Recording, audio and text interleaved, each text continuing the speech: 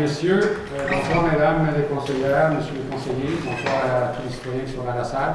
Donc, bienvenue à votre réunion municipale du mois d'avril 2021. Comme vous le savez déjà, avec tout ce qui est annoncé au niveau des médias, non seulement sociaux, mais aussi tous les médias reconnus, télévision, radio, journaux, etc. On est dans une pandémie quand même assez grave et que là, on est présentement dans les variants. Les variants, ce qu'on en sait, sont beaucoup plus virulents. Et donc, c'est pour ça que le ministre de la Santé, M. Christian Dubé, a envoyé quand même des messages à leur directeur national, au directeur national de la santé publique, M. Horacio Arruda. Puis d'autres personnes aussi, à tous les directeurs de la santé publique de chacune des régions, mentionnant que présentement, à cause justement du variant qui se promène allègrement au Québec, et qui, tous les cas de COVID-19 présentement en Gaspésie, je dis tout, mais on va dire presque tout, juste pour m'assurer de la question, c'est des cas de COVID-19, mais c'est des variants. Donc, les variants sont arrivés en Gaspésie. Ça, c'est une chose qui est sûre. Comment on va s'en sortir? Il faut toujours appliquer le maximum de mesures possibles sanitaires qui ont été mentionnées par le gouvernement et qui ont passé par le décret. Mais ce que je vais vous faire part, c'est que une lettre que le ministre Dubé a envoyée à ses différents directeurs de la santé publique, il mentionne que lorsqu'ils sont en cours d'enquête épidémiologique, bien, ils n'ont pas besoin d'attendre que l'enquête soit terminée avant de prendre des mesures comme décider d'ordonner la fermeture d'un bâtiment ou d'un lieu, puis de ne pas en permettre l'accès à certaines personnes ou à certaines conditions, et même je pourrais faire afficher un avis à cet effet ou encore donner la cessation d'activité. Il n'a pas, je le répète, il n'a pas besoin d'attendre que l'enquête soit terminée, que ça soit concluant ou pas concluant. Il peut ordonner maintenant et il a pesé, M. le ministre a pesé sur le crayon pour dire appliquer, c'est important. Dans le contexte des variants présentement, il faut vraiment être plus sévère que moins. Donc, je vais juste faire une petite aparté par rapport à ce message que j'ai eu dernièrement, récemment. Donc, je vais poursuivre quand même avec la lecture de l'ordre du jour. Et voici telle qu'elle est écrite ici. Donc, au point 1, ouverture de la séance. Au point 2, constatation du quorum. Adoption de l'ordre du jour au point 3. Point 4, dépôt de documents et de correspondance. Lettre du MAMACH, remerciement de la ministre André Laforêt. 5, approbation des procès-verbaux antérieurs, soit la séance ordinaire du 8 mars 2021 et la séance extraordinaire du 15 mars 2021.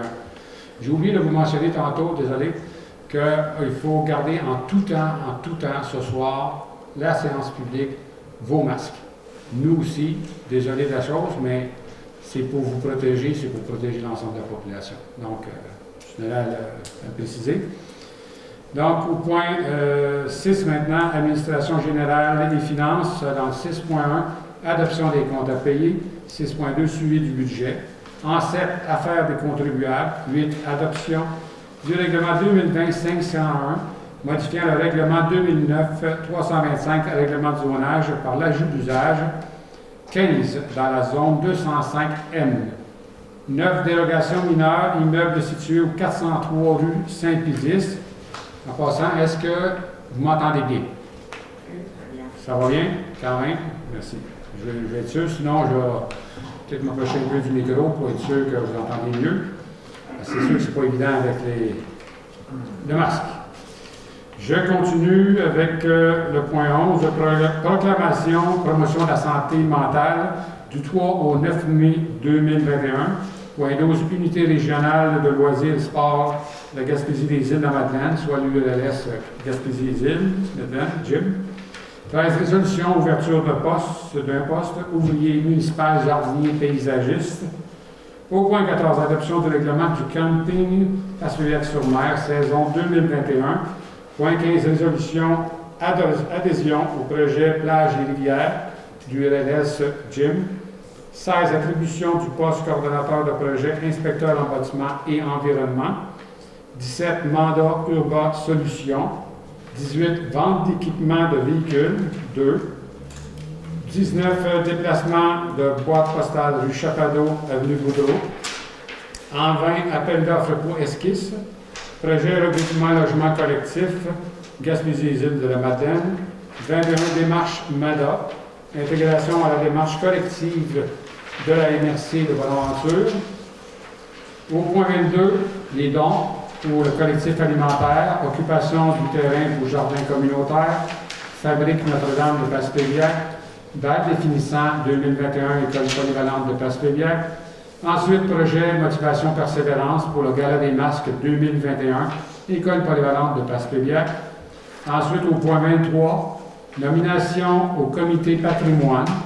Au point 24, nomination œuvre d'art publique, enseigne de la ville de Passepébiac. En 25, rapport des conseillers.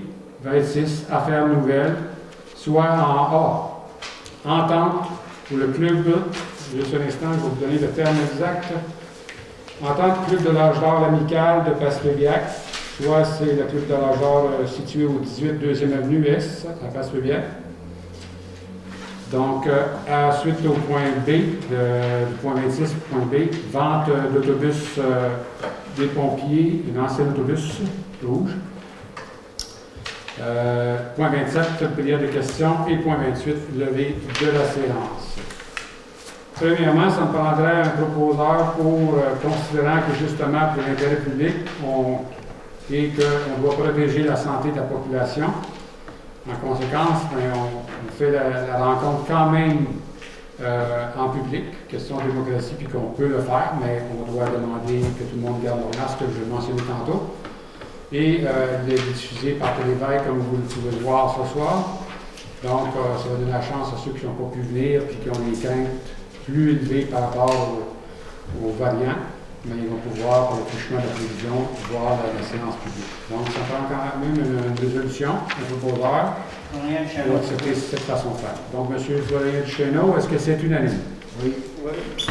Ensuite, ça me prend un proposeur pour adopter l'ordre du jour tel que lu. Nathalie propose. Donc, Mme Nathalie Castillo, est-ce que c'est unanime? Oui. Merci beaucoup. Comme je le mentionnais, avec les masques, c'est un peu plus difficile de capter le son.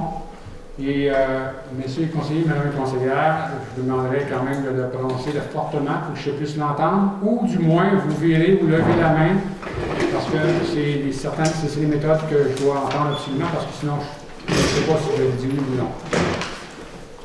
Ça se peut que je commence à être sourd aussi avec l'âge, ça se peut. Donc, merci de le faire de cette façon. Ensuite, donc, on se rend au point 4, dépôt de documents de correspondance, lettre du MAMACH, remerciement de la ministre Laforêt.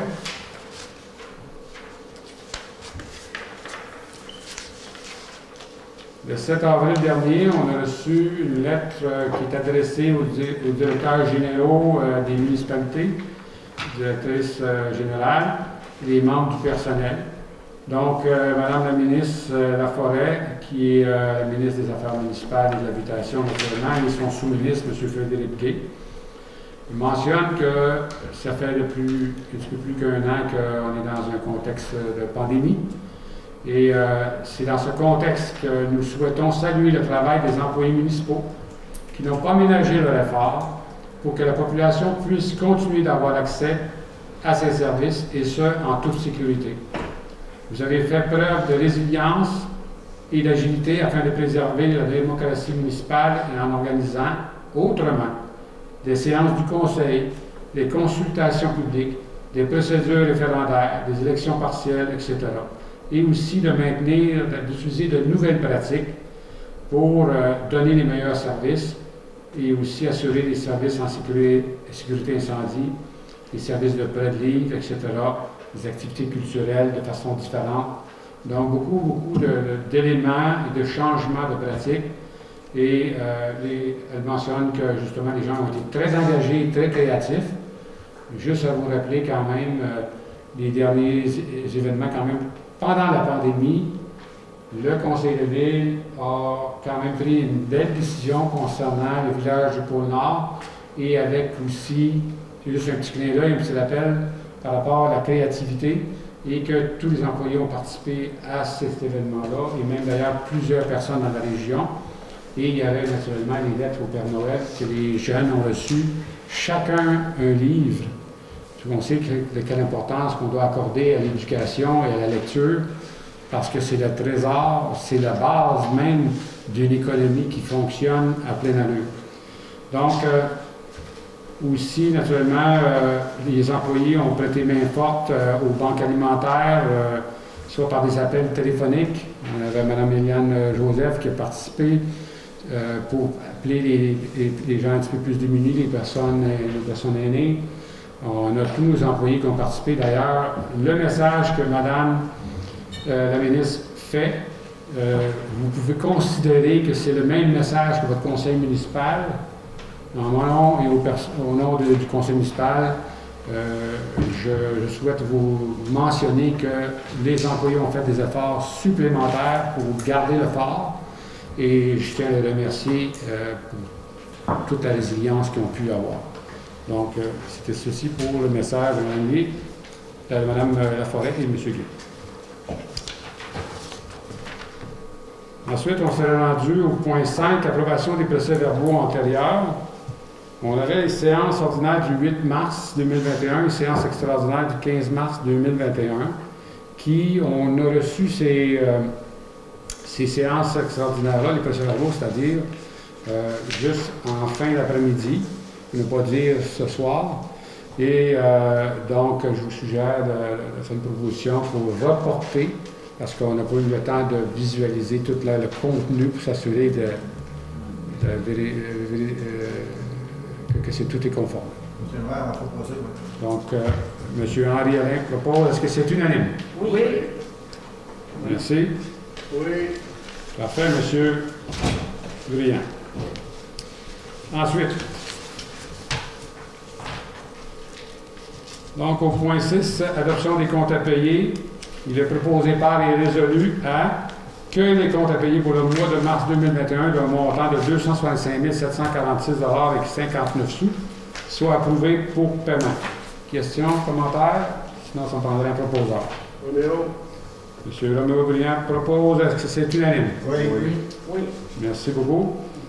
Point 6.2, suivi du budget, il est proposé par et résolu à que le rapport des états des activités financières en date du 31 mars soit adopté. 31 mars 2021, vous l'aurez compris. Donc, questions, commentaires, sinon ça prend un proposeur. Monsieur Henri Alain, est-ce que c'est unanime? Oui. Merci beaucoup. Point 8, adoption du règlement 2020-501 modifiant le règlement 2009-325, règlement du zonage, par l'ajout d'usage 15 à la zone 205M. Oui, désolé, c'est parce qu'il est écrit en tout petit, mais vous avez raison. Je rembobine la cassette et naturellement, on est au point 7. Vous avez raison, M. A. On va y aller de cette façon-là.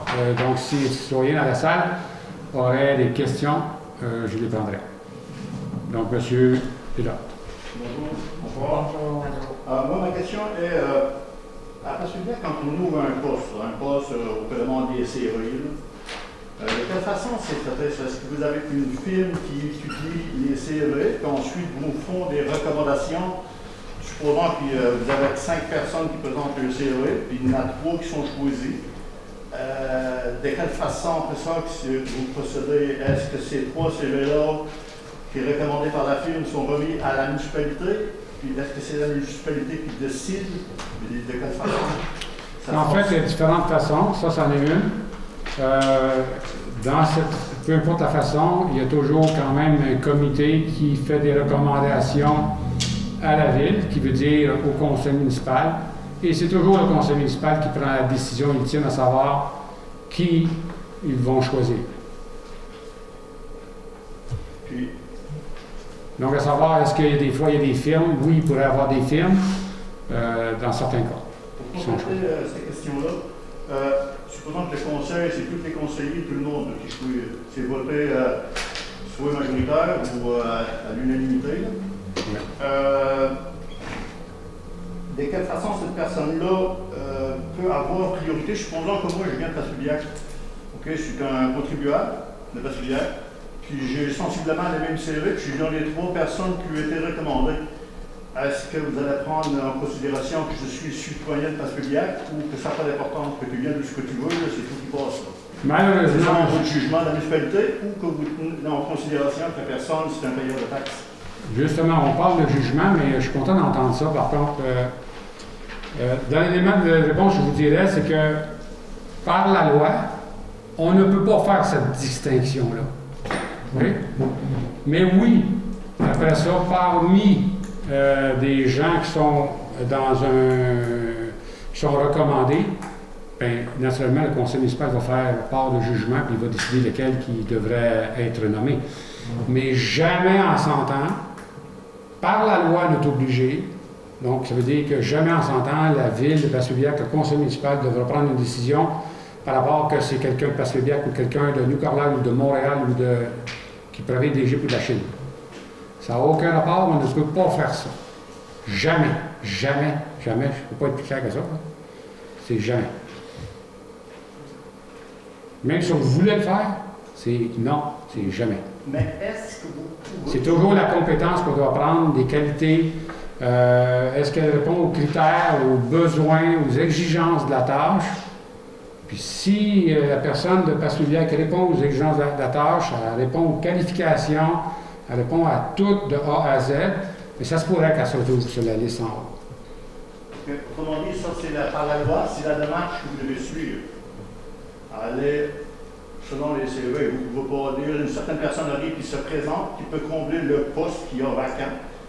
Il se présente comme un citoyen de Passepilliac, il vous montre son CV. Vous ne pouvez pas le prendre puis le mettre à l'essai. Il faut absolument que vous allez prendre un appel d'offres, ou si vous voulez mettre ça ouvert à tout le monde, ou de la façon que je le dis, ça ne se fait pas. Non, ça ne se fait pas. Il faut absolument qu'on aille. Quand on parle des postes syndiqués ici, pas même le syndicat, dans la convention collective, c'est déjà déterminé qu'on doit afficher à l'interne ou en même temps à l'externe. Mais il pourrait être soit l'interne avant, donc je veux dire avec les employés qui sont déjà ici, et après ça à l'externe. Mais la convention nous permet de faire les deux en même temps. Donc, c'est toujours la compétence qui doit primer. D'autant plus que c'est heureusement, des fois je peux vous dire que c'est malheureux, mais heureusement que c'est fait comme ça parce que il faut s'assurer d'avoir la meilleure personne avec les meilleures compétences. Donc, c'est premièrement, on te choisit parce que c'est tes compétences. Tu réponds aux exigences.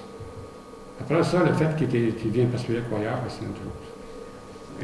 Quand vous prenez quelqu'un, supposons pour combler ce poste, mettons vous le faites là par intérim, ça veut pas dire que vous ne pouvez pas occuper le poste 1 an, 2 ans, 3 ans. Vous avez un délai, un minimum qu'il faut que vous respectiez. Après ça, il faut que vous alliez par CV avec les candidatures. Ou alors, ça dépend si vous toujours avez quelqu'un par intérim, puis comble le poste, vous le gardez là, vous êtes capable de le faire si vous avez le droit de le faire.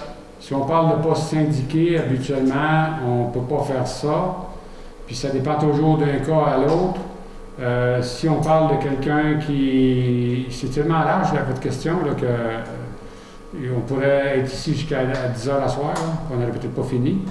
Mais juste rapidement, quelqu'un qui est sur la CNSST, qui est parti plus que 2 ans, mais là, ça se peut qu'il perd son emploi. Donc, l'intérim, nécessairement, c'est juste un remplacement. Fait que nécessairement, il faut sortir le poste. Ouais. Puis il y a d'autres scénarios possibles, là, mais comme j'ai dit, je les énumérerai pas ce soir. Mais généralement, quand quelqu'un est là par intérim, il est là par intérim. Ça le dit bien. Donc, il faut sortir le poste après. Est-ce que dans la salle, les gens auraient d'autres questions? Je vous rappelle quand même, vous avez le droit tantôt aussi, il va y avoir un autre point tout à l'heure du jour concernant les périodes de questions au point 27. Donc, c'est pas une question, je vais poursuivre sur mon élan de tantôt. Merci, M. A. Donc, au point 8, je mentionnais l'adoption du règlement 2020-501, soit par l'ajout d'usage 15 dans la zone 205M, Et l'usage 15, c'est la question d'ajout de maisons mobiles dans la zone 205M, qui est la zone sous le coin de la rue Saint-Pédis et la 5e avenue. Donc, il y a eu des avis publics de consultation écrite qui a été publié. Et il y a eu des recommandations aussi du CCE. Et la Ville n'a reçu aucun rapport de commentaire tel que décrit dans l'avis public, ni d'opposition à cette demande. Donc, c'est pour ça qu'il serait proposé par et résolu à les conseils présents d'adopter le règlement 2020-501 modifiant le règlement 2009-325, le règlement de zonage par l'ajout d'usage 15 dans la zone 205M. Des questions, commentaires? S'il n'y a pas de questions, commentaires, je vais prendre un proposeur. Monsieur Roméo, brillant. Est-ce que c'est unanime? Oui. Merci beaucoup. Monsieur Cheno? Oui. Oui, OK. Je n'étais pas sûr. Merci. C'est Oui, c'est ça.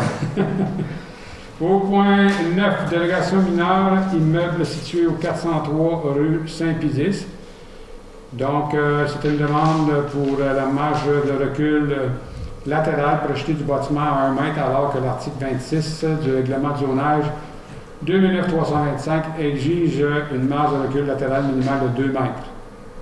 Donc, le comité consultatif s'est réuni le 11 mars et recommande au conseil municipal de répondre favorablement à la demande de dérogation mineure telle que présentée, soit d'autoriser une marge de recul latérale projetée de 1 mètre pour la construction d'un garage attenant à la résidence, sans vue directe sur la propriété voisine, ce qui représente une mesure de 1 mètre en deçà de la marge de recul latérale minimale prescrite au règlement 2009-325.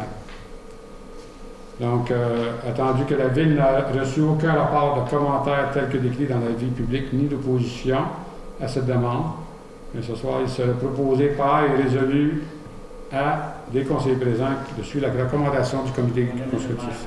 Donc, M. Florien Duchesneau, questions, commentaires? Non. Donc c'est unanime? Oui. Merci beaucoup. Point 10, délégation mineure, immeuble situé au 178 rue Mal-de-Mai. Donc, attendu qu'un avis public a été publié, attendu que le conseil municipal de la Ville a pris connaissance de la demande de délégation mineure suivante, au sens des articles 145.1, 140A, 145.8 de la A-19.1 de la loi sur l'aménagement et l'urbanisme. L'immeuble 6 au 178 rue Mal-de-Mai à Passouliac rendre réputé conforme à la superficie, soit de 607,4 mètres carrés, et la profondeur à 19,82 mètres actuelle du terrain pour un usage projeté du bâtiment bifamilial isolé. Alors que le règlement de lotissement 2009-326, à son article 14, les dimensions superficie des terrains prévoient une superficie et une profondeur minimale respectives de 640 mètres carrés et de 27,4 mètres. Attendu que le comité consultatif d'urbanisme réuni le 11 mars recommande au conseil municipal de répondre favorablement à la demande de délégation mineure, telle que présentée, et ce à condition que le futur projet d'occupation de bâtiments bifamilial isolés respecte les dispositions du règlement de zonage pour l'aménagement des espaces libres d'un terrain et des accès au terrain afin de s'assurer de la sécurité des futurs occupants et également pour permettre à la Ville de Passouliac de s'assurer du drainage et d'entretien adéquat de la voie publique pour l'immeuble situé au 178 rue Mal-de-Mai. Attendu que la Ville n'a reçu aucun rapport de commentaire tel que décrit dans l'avis public ni d'opposition à cette demande, donc il est proposé par et résolu à des conseillers présents de suivre la recommandation du comité consultatif. Et naturellement de s'assurer de la sécurité et également de permettre à la Ville de Passouliac de s'assurer du drainage et l'entretien adéquat de la voie publique. Ce qui veut dire, à cet endroit, il n'y a aucun drainage. Donc, ça vient dire que le propriétaire devra, comme condition supplémentaire d'acceptation, qu'il doit s'occuper de faire du drainage et aussi de délimiter le terrain, c'est-à-dire pour la question du nombre de stationnements, mais aussi pour la sécurité de faire des bandes riveraines du terrain pour éviter que les gens rentrent dans ce stationnement-là comme qu'on rentre dans un moulin. Donc, on rentre rapidement, puis il risque d'avoir des accidents parce que les gens coupent à travers pour les rues. S'il n'y a pas de questions, commentaires, ça prendra un proposeur. Solange propose. Madame Solange Castillo, appuyez, je ne vais pas appuyer, mais est-ce que c'est unanime? Oui. Parfait, merci. Au point 11, proclamation de promotion de la santé mentale du 3 au 9 mai 2021. Donc, considérant que promouvoir la santé mentale, c'est agir en vue d'accroître ou de maintenir le bien-être personnel et collectif. Considérant que faire connaître les facteurs de robustesse en santé mentale contribue à la santé mentale de la population de tout âge. Considérant que le lancement de la campagne annuelle de promotion de la santé mentale du mouvement Santé mentale et ses groupements a lieu à l'occasion de la semaine de la santé mentale qui se déroule du 3 au 9 mai 2021. Considérant que la campagne vise à faire connaître un facteur de robustesse, soit ressentir, c'est recevoir un message. Donc, considérant que favoriser la santé mentale est une responsabilité à la fois individuelle et collective, partagée par tous les acteurs et actrices de la société et que les municipalités du Québec contribuent à la santé mentale de la population. Par conséquent, le conseil municipal, aujourd'hui, de la ville de Passepébiac proclame l'importance de la promotion de la santé mentale et invite les citoyennes et les citoyens, ainsi que tous les organismes et institutions, à reconnaître les bénéfices de l'astuce ressentir, c'est recevoir un message. Donc, et à participer à la campagne annuelle de promotion de la santé mentale du mouvement Santé mentale Québec. Et qu'une copie de cette résolution soit transmise à Santé mentale Québec. Donc, questions, commentaires? Je vais proposer, M. le maire. Merci, Mme Castillo. Donc, est-ce que c'est unanime? Oui. Merci. Au point 12, Unité régionale de loisirs sport Gaspésie des Îles-de-Madeleine. Il est proposé par et résolu à des conseillers présents que la Ville de Passepébiac adhère à l'Unité régionale des loisirs sport Gaspésie des Îles-de-Madeleine, qu'elle engage une somme de 236 $ pour l'adhésion, cotisation annuelle, et qu'elle délègue Mme Chantal Robitaille et M. Christian Bouc pour l'Assemblée générale de l'URLS. Donc, questions, commentaires? Les Hébert propose. Donc, M. Hébert, est-ce que c'est unanime? Oui. Merci. Au point 13, résolution ouverture d'un poste ouvrier municipal jardinier paysagiste. Il est proposé par et résolu à des conseillers présents de mandater la directrice de la culture, Mme Chantal Robitaille, à procéder à l'ouverture d'un poste saisonnier de jardinier paysagiste ouvrier municipal pour 20 semaines, avec possibilité de prolongation à raison de 30 heures minimum par semaine pour tout le territoire de la ville. Donc, c'est pas de questions, commentaires, ça en prendrait un proposeur. Henri propose. M. Henri Alain propose. Est-ce que c'est unanime? Oui. Merci beaucoup. Au point 14, adoption du règlement du camping Passepébiac-sur-Mer saison 2021. L'ouverture du camping s'effectuera le samedi 12 juin à 8h30 le matin et la fermeture aura lieu le dimanche, le 12 septembre 2021 à 16h. La tarification se lit comme suit.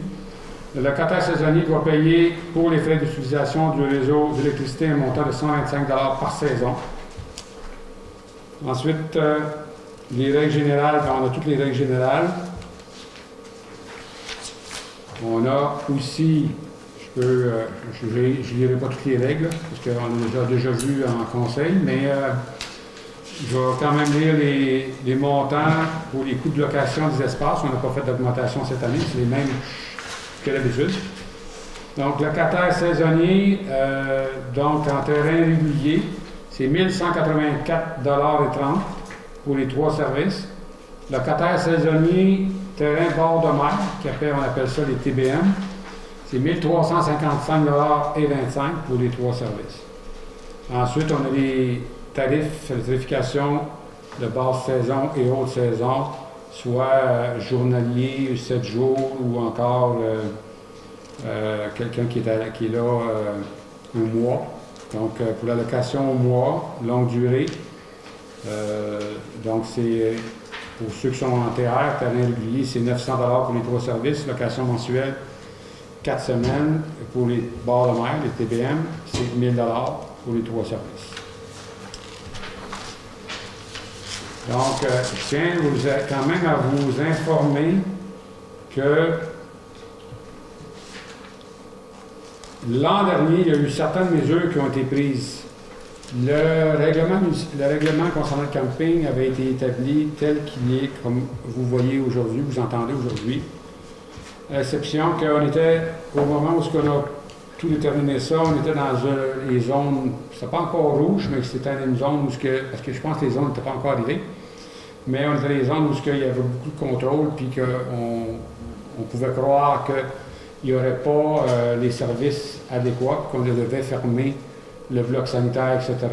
Donc, même le préau, qui fait que les gens avaient moins de services, et on avait établi un montant, sur différentes conditions, je dirais, je m'exprime ainsi, pour que ça coûte un petit peu moins cher aux gens qui louaient. En ce moment, on n'est pas encore dans cette situation-là, malgré qu'on voit qu'il y a des variants. Ça risque de virer au rouge, on ne le sait pas, on va espérer que non. On est bien dans le jaune. J'aimerais mieux être dans le vert encore, mieux, mais ça, tout ça pour dire que ce soir, c'est simplement le règlement qu'on passe. Donc, éventuellement, selon la situation, le conseil municipal pourra se pencher à savoir si elle doit accorder, selon les services qu'elle offre, des rabais ou pas de rabais. Ou quelle hauteur qui devrait avoir des rabais, qui devrait avoir des rabais. Et en ce moment, on n'est pas en position pour prendre cette décision-là ce soir. C'est pour ça que je vous dis, on adopte le règlement et éventuellement, s'il arrive des situations qui changent, on va se rasseoir le conseil municipal puis on prendra des décisions. Est-ce qu'il y a des questions, commentaires que vous aimeriez faire, monsieur, madame, conseiller? Moi, j'avais une question, monsieur le maire. C'est comme vous disiez tout à l'heure, on avait parlé on avait discuté concernant les frais de 125 $ pour ajouter pour le réseau électrique. Mais c'est-tu dans le règlement, dans le contrat ou quoi que ce soit? Oui, absolument. C'est comme l'an dernier, c'est comme je le mentionnais tantôt. L'an dernier, le règlement, il était vraiment le 125 pour l'électricité. Et il était dans le règlement. Il est encore dans le règlement ce soir. Par contre, comme je le mentionnais aussi, c'est que vous aurez l'opportunité éventuellement, selon le changement de zone, selon les services qu'on offrira, qu'on pourra arriver et dire qu'il y a un rabais pour X personnes ou tel service, parce qu'on n'est pas en mesure de tout offrir. Mais présentement, on n'a pas toutes les informations pour dire ça, puis il faut appliquer le règlement tel qu'on veut l'adopter. Moi, j'ai peur de dire oui à ça, qu'on arrive, qu'on est pris pour charger le 125 $, parce qu'on a eu des informations contre la fête nationale, sur le comité de la fête nationale, puis ils nous ont dit pour la fête nationale qu'il n'y avait pas de regroupement. Si on voulait faire quelque chose, c'était virtuel. Puis là, à soir, je me dis, c'est parce que j'ai peur qu'il y ait un changement quand même à ça. Moi, je suis pour le règlement, oui, mais je ne suis pas pour le 125 $ qu'on rajoute. Oui. En fait, il est déjà au règlement, comme je l'ai mentionné tantôt. L'année passée, vous savez qu'on avait fait un rabais du même montant, mais ce n'était pas pour l'électricité, c'était pour d'autres choses. Comme je l'ai dit, ce n'était pas les services. Oui, concernant à savoir que la fête nationale, qui est le gouvernement qui donne ça à un organisme à but non lucratif, souvent la Société de Saint-Jean-Baptiste, pour organiser des événements, oui, il est vrai qu'il parle de vouloir faire une activité virtuelle à travers le Québec, dont il y en a une là, qui doit être plus grande là, dans le coin de Québec ou de Montréal. Là. Mais il n'y a rien encore qui nous dit qu'on ne pourra pas, la question du camping, recevoir tout le monde. Parce qu'il pourrait arriver, là, je vais aller même plus loin dans votre réflexion, M. Huard, c'est qu'il pourrait arriver même que le camping n'ouvre pas. Fait que nonobstant le règlement qu'on passe là ce soir, on passe un règlement pour les tarifications. Point de la ligne. Après ça, on va s'ajuster selon le gouvernement s'y arrive et il dit, vous ouvrez pas là. C'est sûr qu'il faut s'asseoir pour regarder comment on organise ça, parce que ça se peut qu'ils vont dire on n'ouvre pas en juin, mais ça va être en juillet, ou qu'on n'ouvre pas pendant tout l'été. On ne changera pas au monde, là. Mais on va s'asseoir pour regarder selon les services. Ça, c'est vraiment une autre chose. C'est... Oui, je comprends, M. le maire. Oui. Mais ils peuvent dire aussi on ouvre, mais on n'ouvre pas les services. Comme l'année passée. Mais si on arrive, c'est marqué sur le papier 125 $, on n'aura pas le choix de le facturer. Oui, absolument. Mais ça vient ce que... Je vais prendre votre question tout de suite après. Ça revient à ce que je dis, là. C'est que présentement, on n'a pas ces informations-là, on n'est pas rendu là. On passe le règlement et éventuellement, selon la situation, justement, s'ils ferment, on est obligé de fermer le bloc sanitaire. On est obligé de fermer, je sais pas moi, un terrain sur 2 qui doit être ouvert, pas plus. C'est sûr qu'on ne pourra pas charger autant, puis si on n'offre pas tous les services, on va se rasseoir pour voir c'est quoi que ça vaut sur le nombre de jours réels que ça va être touché. Parce que là, on parle d'environ 90 jours, le camping. Mais s'ils sont juste touchés une semaine, là, on va tout donner un crédit pour tous les 3 mois. Ça a comme un petit peu non-sens, là, mais en tout cas. Mais j'entends votre inquiétude, M. Huard. Madame Castillo. Peux-tu rajouter d'autres choses? Oui, OK, ben, allez-y. Moi, on va dire que j'ai rien contre le règlement, qu'on laisse le règlement là, mais qu'on enlève le 125 pièces qu'on a mentionné dessus. Pour cette année, vu qu'on ne sait pas si on va ouvrir, si on ne sait pas qu'on n'ouvrira pas, il y a bien des questions qu'on se pose, puis ça peut être comme l'année passée. Moi, j'enlèverais ça pour cette année. Oui, j'entends ça. Madame Castillo. Bon, ben, pour faire suite à M. Huard, moi, c'est sûr qu'au niveau du 125 $, ça avait été entendu l'an passé, lorsqu'on avait préparé le nouveau règlement du camping, dans le seul et unique but que l'électricité, ça a quand même des gros coûts. Puis comme vous le savez, au niveau d'un camping, lorsqu'il fait chaud, les aires climatisées marchent à pleine capacité. Et on pourrait dire que les frais électriques sont de plus en plus grands. C'est un peu pour ça que ça a été rajouté dans ce règlement-là. Puis comme que M. le maire l'a mentionné, puis Hébert aussi, que ce serait peut-être intéressant d'avoir des rabais en cours d'année, mais il reste qu'un compte d'électricité. C'est un compte d'électricité, c'est une facture. Oui. Pour ma part, de donner un rabais sur autre chose qu'un compte d'électricité, ça pourrait passer à mon égard. Mais pas au niveau d'un compte d'électricité. Un compte d'électricité reste un compte d'électricité pour un campeur qui est là saisonnier ou un campeur qui est passant. Il doit avoir sa facture comme tout le monde. Puis, tu sais, les prix, c'est pas si exorbitant que ça non plus. Non. Moi, c'est mon commentaire. Monsieur le maire? Oui, monsieur.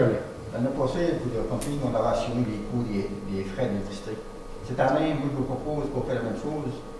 Que la ville absorbe les frais d'électricité pour cette année. OK, j'entends ce que vous dites. J'entends ce que vous dites, mais par contre, il y a une petite fausseté un peu dans ce que vous venez de mentionner, M. Alain. L'année passée, on a passé le règlement tel qu'il est. Ah oui, juste un instant, s'il vous plaît. Je vais vous donner la parole tout après. On a mentionné, on a mis dans le règlement le 125 $. Donc, les gens ont payé le 125 $. Par contre, on a fait, ça donne que ça a été le même montant qui a été crédité parce qu'on n'a pas offert tous les services, parce que le bloc sanitaire était fermé. Ça, c'est la réalité. Oui, on peut faire la même chose, de faire un rabais, même si le bloc sanitaire n'est pas ouvert ou fermé. J'ai l'impression qu'il va rester fermé pareil pour le sanitaire cette année. Oui, mais comme on prévoit ça, ouais. Mais je comprends ce que vous dites, mais comme je le dis là, ce soir, là, c'est le règlement qu'on a passé. Après ça, là, dans une autre résolution, éventuellement, on pourra s'asseoir pour discuter, voir l'état de la situation lorsque ça va arriver. Tu ne donnes pas un crédit à quelqu'un qui n'est pas lié à quelque chose. En tout cas, moi, j'ai un petit peu de misère avec ça, je ne sais pas. Oui, mais monsieur le maire, oui. Ça fait combien d'années qu'on fonctionne sans compteur, sans électricité? C'est juste l'année passée qu'on a voulu augmenter. Puis cette année, puis avec l'année passée, puis cette année, vous savez qu'avec le COVID, on a été obligé de refuser d'enlever le 125 $, c'est-à-dire. Mais pourquoi qu'on ne fait pas cette année quand même? S'il y a quelque chose, ben l'autre doit revenir l'année prochaine. Si les problèmes, les répliques, tout ça. Puis, pour charger 125 $, comme qu'ils font partout ailleurs, il y a des contrats comme ça tout le temps. Ouais. C'est juste parce que si j'arrive, puis je suis d'accord avec le règlement, tout le règlement qui est là, les coûts, tout ça, mais moi, je ne suis pas d'accord avec le 125 $ cette année. Puis si j'accepte le règlement, j'accepte le 125 $. C'est ça. Absolument. C'est ça. Absolument. Puis, il faut juste se rappeler aussi que la ville de Passevillette, le conseil municipal aurait pu choisir, il y avait deux options l'année passée. En prenant justement les dépenses, dont l'électricité, on savait que c'était le montant X. Donc, on avait la première option qu'on a choisie, c'est de mettre le montant réparti sur le nombre de séjourniers et dire ça vaut 125 $. Les gens savent le 125 à quoi ils servent. Payer le compte d'électricité. Mais on aurait pu choisir une deuxième option qu'on n'aurait jamais parlé d'électricité.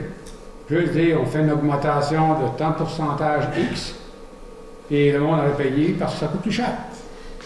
Puis on n'aurait pas parlé d'électricité, rien dans ça.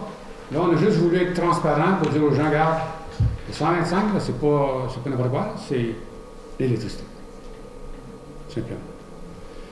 Est-ce que M. Briand, M. Duchesneau, vous avez des commentaires? Sinon, s'il n'y a pas d'autres questions, commentaires, je prendrai un vote sur ça. Oui, M. Duchesneau. Moi, je vais vous dire une chose. Moi, de ma part, j'étais pas certain, moi, je suis certain.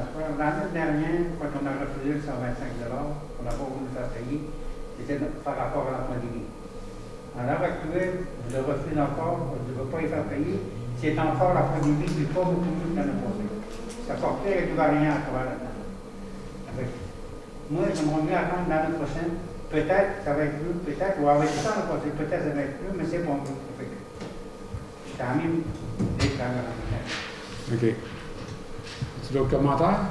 Oui, M. Non, ma Briand. position là-dessus, c'est que si on enlève le 125, c'est environ 8 000 $ de moins dans les coffres de la ville.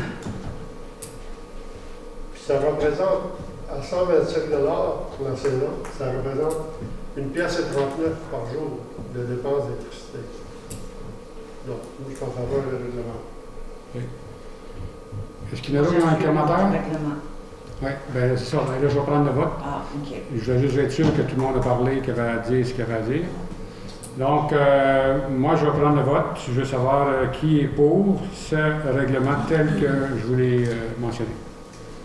Donc, qui est pour? 1, 2, 3. Donc, Moi, je suis contre. M. Duchesneau, vous avez dit contre? Contre. Donc, naturellement, je vais être dans l'obligation de trancher. Et je vais trancher en faveur de cette résolution-là et d'adopter le règlement tel qu'il a été mentionné, incluant le 125 $. Donc, les 3 personnes qui sont opposées, est-ce que vous voulez avoir vos noms au procès-verbal? Oui. Vous avez... Oui. M. Duchesneau? Oui. Oui, parfait. Donc, merci beaucoup.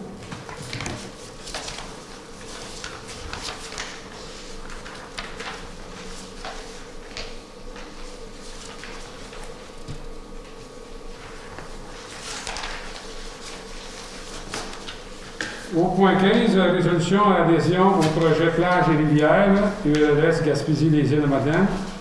Attendu que la région possède un très grand nombre de sites riverains fréquentés par la population locale et les visiteurs. Attendu que l'URLS Gym a déposé un projet et obtenu le financement dans le programme de soutien aux initiatives en promotion de la sécurité dans le loisir et le sport, le ministère, soit le ministère de l'Éducation du Québec, afin de favoriser la sécurité des utilisateurs de sites riverains. Attendu que les utilisateurs de sites riverains sont parfois peu informés des potentiels dangers et bonnes pratiques ou des différents usages permis relatifs aux sites riverains et aux plans d'eau. Juste pour m'assurer, le point précédent, qui a proposé? Je veux savoir si tu avais un proposeur. Monsieur Roméo, hein? OK. C'est le camping, le règlement de camping, c'est M. Roméo. C'est juste parce que là, comme vous venez à l'idée, que j'espère qu'on a manqué ce petit bout-là. Attendu que les utilisateurs des sites riverains sont parfois peu informés des potentiels dangers, des bonnes pratiques ou des différents usages permis relatifs aux sites riverains et aux plans d'eau. Attendu que les municipalités ont une responsabilité dans la gestion et l'encadrement des sites riverains de leur territoire fréquenté par les citoyens et les visiteurs. Attendu que l'URLS Gaspésie-les-Îles-de-Madeleine souhaite analyser au total une vingtaine de sites riverains et proposer des mesures pour favoriser la sécurité des utilisateurs, ainsi que des outils de communication pour les informer des bonnes pratiques et des risques associés aux 10 sites. Il est attendu que la municipalité possède un ou des sites riverains qui sont admissibles à la démarche. Donc, il est proposé par et résolu à des conseillers présents d'adhérer à la démarche de l'URLS Gaspésie-les-Îles-de-Madeleine en participant au processus d'évaluation des sites sélectionnés dans la municipalité, à la sélection des mesures préventives et des outils de communication à la mise en œuvre des actions et du plan de communication. Donc, est-ce qu'il y a des questions, commentaires? J'en ferai la proposition. Donc, Mme Solange, qu'est-ce que tu proposes? Est-ce que c'est unanime? Oui. Oui. Oui. Merci beaucoup. Au point 16, attribution du poste coordonnateur de projet inspecteur en bâtiment et environnement. Donc, considérant que le coordonnateur de projet du service d'urbanisme a informé la direction générale que sa fin d'emploi sera, ou était, en tout cas, le vendredi le 19 mars 2021, considérant que la direction générale a été mandatée par le conseil municipal à procéder à l'ouverture du poste inspecteur en bâtiment et environnement de par sa résolution numéro 2021-03-77, considérant qu'à l'issue de la période de réception des candidatures, l'une d'elles a été retenue et répond aux critères exigés dans la description d'emploi. Il est proposé par et résolu à des conseillers présents de procéder à l'embauche de M.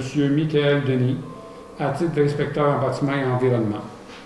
Que M. Michael Denis soit nommé responsable de l'émission des permis en vertu de l'article 119 de la loi sur l'aménagement et l'urbanisme et d'autoriser la direction générale à signer un contrat. Donc, M. Henri-Alain propose. Est-ce que c'est unanime? Oui. Oui. Oui. Oui. Merci beaucoup. Au point 17, mandat Urba Solutions. Attendu que la Ville de Passy-Québec doit être en mesure d'offrir un service à ses citoyens pour la délivrance des différents permis ou divers permis en lien avec les règlements en vigueur et le poste d'inspecteur en bâtiment et environnement. Attendu que le candidat qui a été sélectionné aura besoin d'une formation et d'un support technique au poste d'inspecteur en bâtiment et environnement naturellement. Attendu que certaines demandes émanant des contribuables sont en attente d'une réponse et que la firme Urba Solutions a des ressources professionnelles pour émettre des permis requis. Donc, donnez-moi une petite seconde. Je vais juste donner une petite information supplémentaire. Je retrouve mon document.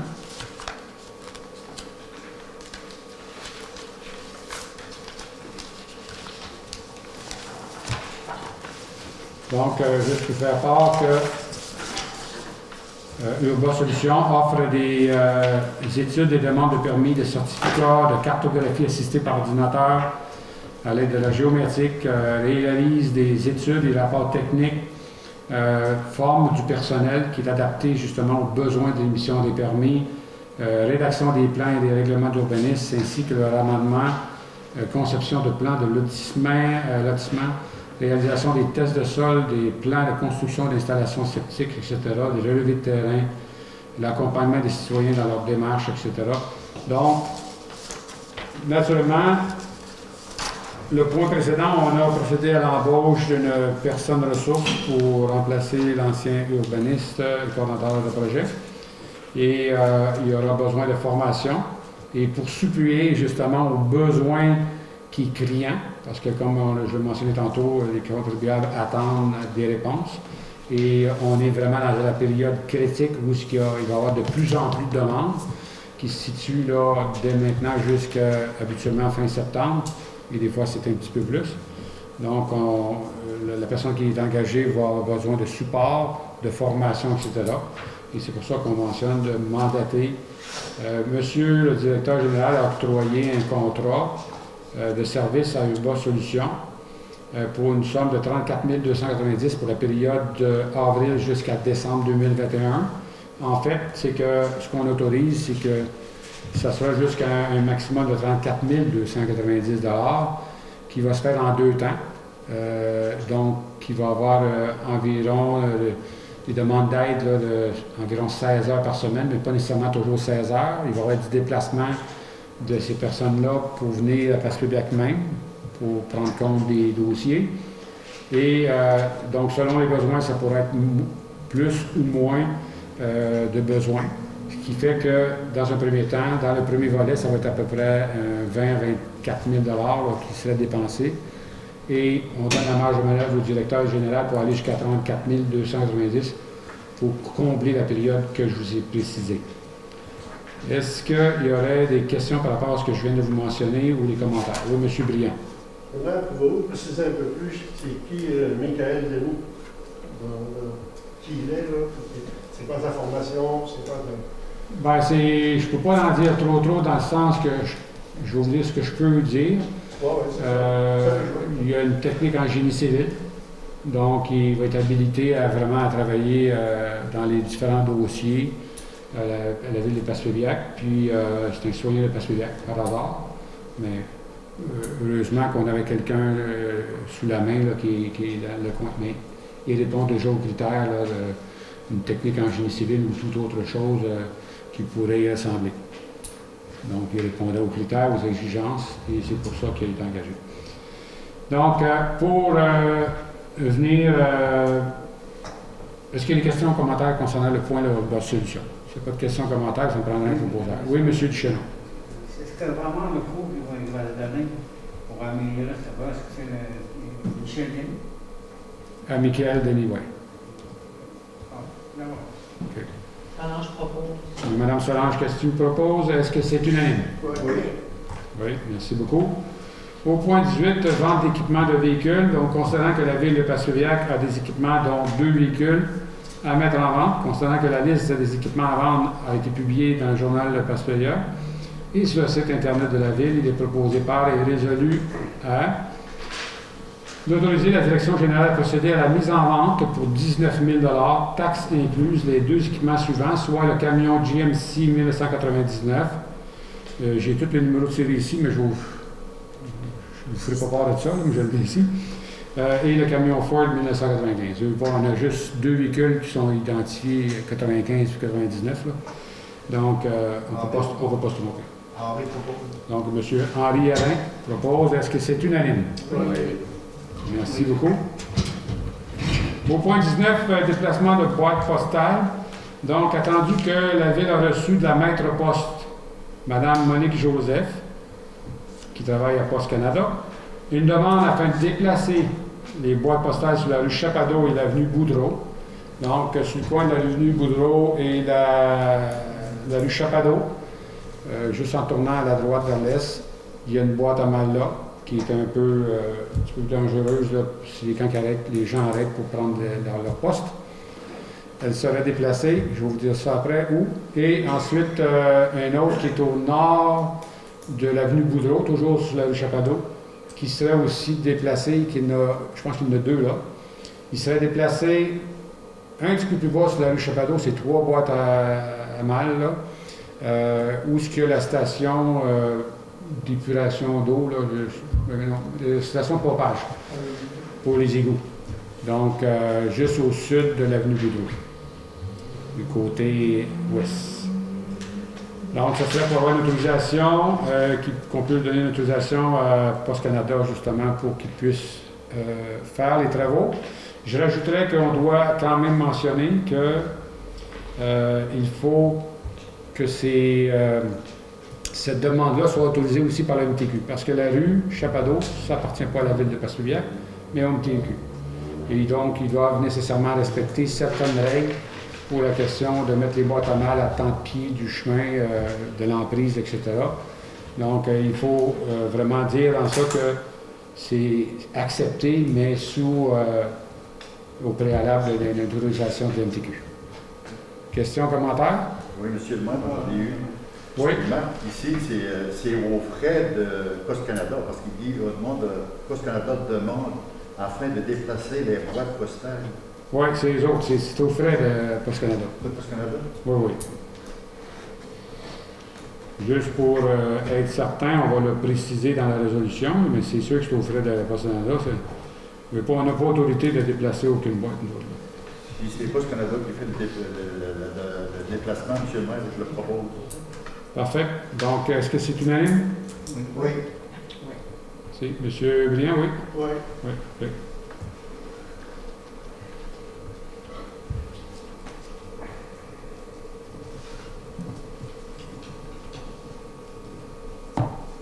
Si. Point 20, appel d'offres pour esquisse, projet de regroupement logement collectif Gaspésie-les-Îles-de-la-Madeleine.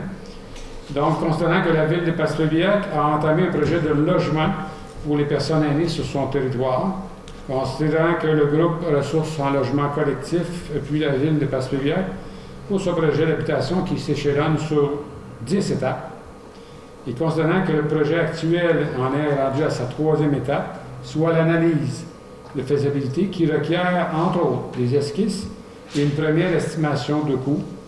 Donc, il serait proposé par et résolu à de mandater la direction générale. Là, je vais avoir une précision du directeur général, s'il vous plaît. Moi, je mentionne que c'est d'aller en appel d'offres afin d'octroyer un contrat de service à une firme d'architectes pour la réalisation des esquisses requises à ce projet. Parce qu'on comprend que la question de gestion contractuelle, nous, on a des obligations en tant que municipalité. Et oui, le regroupement de logements collectifs, ils ont un travail à faire.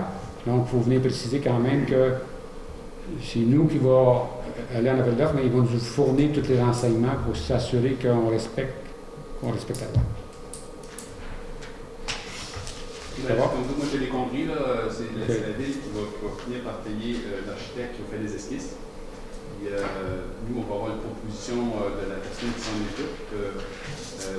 Les architectes sont obligés de faire ça dans la région avec des paramètres requis pour pouvoir avoir une esquisse dans ce projet-là.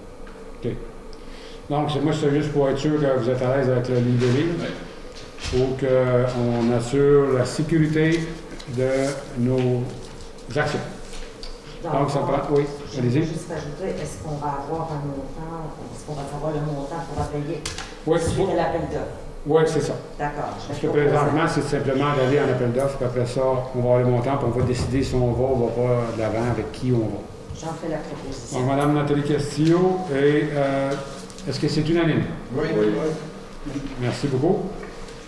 Au point 21, démarche MADA, intégration de la démarche collective de la MRC de Beaulenture. Donc, l'état de la situation, c'est que la démarche MADA, Municipalité Amie des Aînés, permet aux municipalités qui souhaitent entreprendre de cibler des actions à mettre en place afin de favoriser la qualité de vie et le développement actif des aînés. La ville de Passepébiac peut se joindre à la démarche collective qui est déjà entamée à la MRC de Bonaventure. Et ceci permettra à la ville de travailler sa démarche en collaboration avec le chargé de projet embauché par la MRC pour la mise en place et la cueillette d'informations. Donc, il y a différentes étapes à franchir. C'est soit obtenir de la municipalité qu'elle veut se joindre à la démarche collective, qui veut dire en ce moment ce qu'on fait ce soir, une résolution entre autres, et aussi en nommant la personne élue ou les personnes élues responsables qui seraient Mesdames Castillo, Mme Solange Castillo et Mme Nathalie Castillo, qui s'occupent déjà des dossiers famille, mais qui s'occuperaient naturellement, parce que les aînés, c'est de la famille aussi. Donc, mais c'est un dossier particulier, amis des aînés, des aînés, autrement dit. Donc, ils feraient les deux projets en concomitance là, ensemble. Donc, après ça, on aura à obtenir une résolution qui va provenir de la MRC, qui indique que la municipalité additionnelle désire s'intégrer. Donc, la ville de Passepébiac va s'intégrer aux autres municipalités de la MRC qui ont déjà donné le aval. Et on aura signé un addenda. En fait, ça va être la MRC de Bonaventure et le secrétariat des aînés qui vont faire l'ajout de la municipalité de la ville de Passepébiac, qui vont recevoir certains financements pour qu'on puisse réaliser cette démarche-là. Qu'est-ce que ça mange en hiver? Qu'est-ce que ça donne? Bien, ça donne simplement qu'on s'occupe de nos aînés, mais aussi, souvent, ça ouvre les portes à du financement dans différents programmes que le gouvernement met en place et d'autres organismes pourraient mettre en place. Donc, c'est très important qu'on puisse aller dans ce sens-là, dans une démarche MADA. Donc, considérant que les aînés ont une place importante dans notre communauté, considérant que la Ville de Passevillers travaillera à la mise à jour de son plan d'action et de la politique familiale en simultané, comme je l'ai mentionné tantôt, avec celui de la démarche MADA. Considérant que la démarche MADA permet à la Ville d'être admissible à certains programmes de financement, bien, en fait, c'est ce que je viens de mentionner. En conséquence, il est proposé et résolu que la Ville intègre la démarche collective de la MRC de Bonaventure et nomme Mme Nathalie et Mme Solange, les personnes élues responsables du dossier Amis des aînés pour la Ville de Passevillers, que cette personne collabore, ou plus ces personnes plutôt, collabore aux travaux et la mise à jour de la politique du plan d'action en faveur des aînés à l'échelle de la MRC de Bonaventure, que la présente résolution soit transmise à la MRC Bonaventure afin de l'inclure à la demande collective de soutien financier et technique via le programme de soutien de la démarche municipalité d'Amis des aînés du ministère de la Santé et des Services sociaux. Donc, questions, commentaires? Sinon, ça prendrait un proposeur. M. Roméo Brillant propose. Est-ce que c'est unanime? Oui. Oui. M. Duchesneau? Oui. Oui, merci.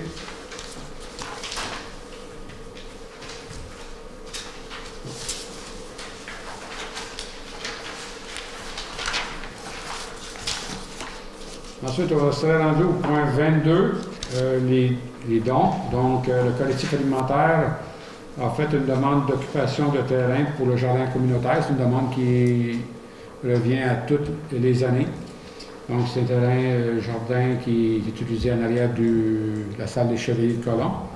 Et en même temps, il demandait une aide financière par rapport à acheter des sacs de compost, etc.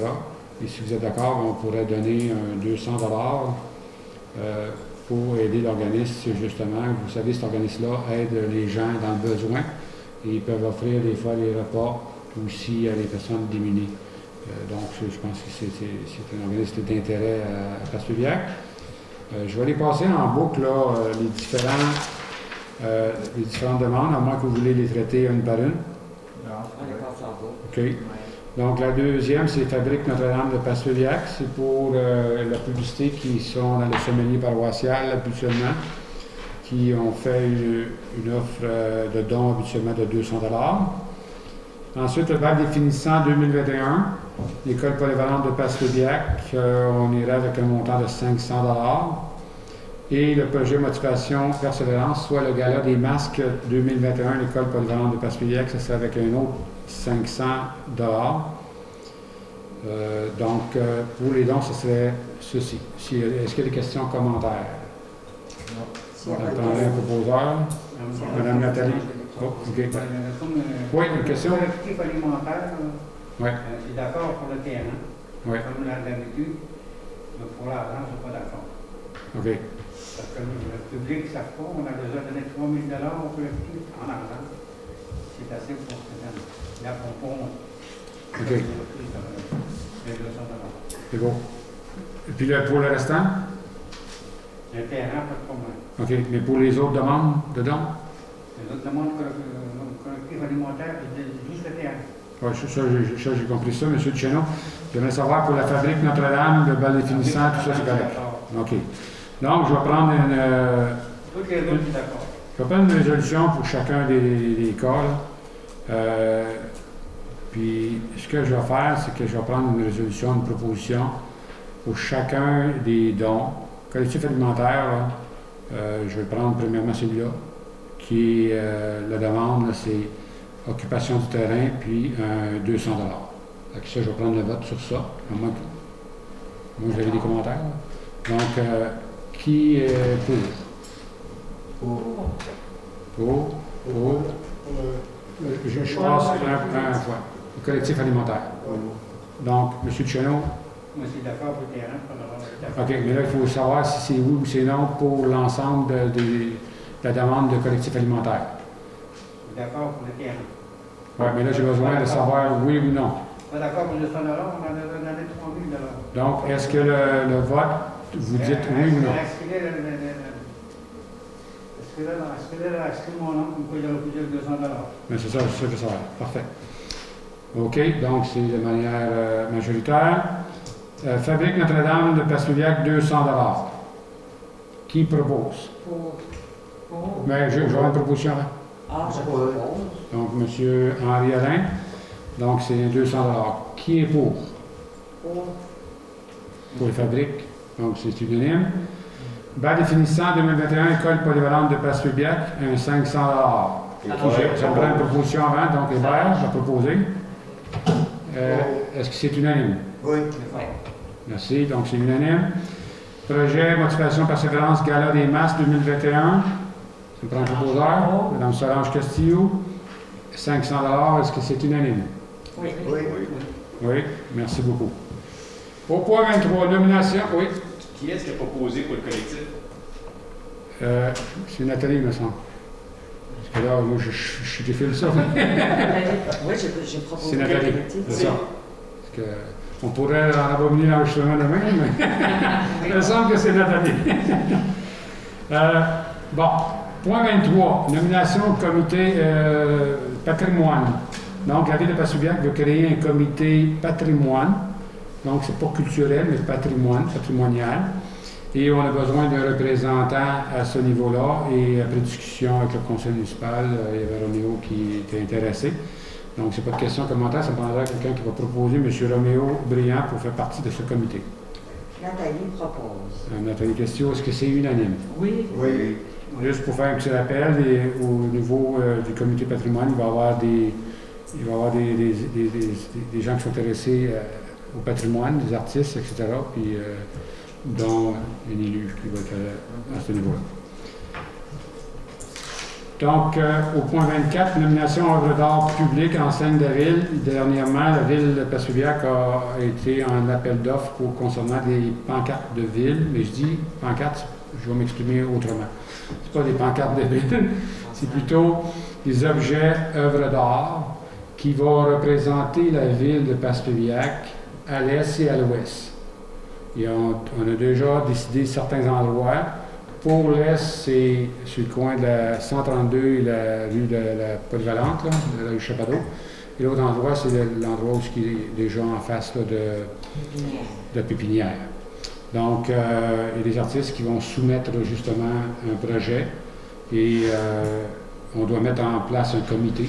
C'est ni plus ni moins comme un comité qu'on met en place une œuvre d'art lorsqu'on fait une nouvelle construction à la ville, comme le complexe sportif. Il y avait 1% qui devait être investi dans ça. Là, c'est sur le même principe. On n'a pas 1% investi dans ça, mais on a mis des argents pour identifier la ville de Passerillac de façon originale. Et ça va être vraiment quelque chose de particulier par rapport à ça, parce que c'est vraiment les œuvres d'art qu'on veut retrouver à cet endroit. Pour ça, naturellement, il faut mettre un comité en place. Et on a 3 personnes intéressées à y être. Donc, il y a M.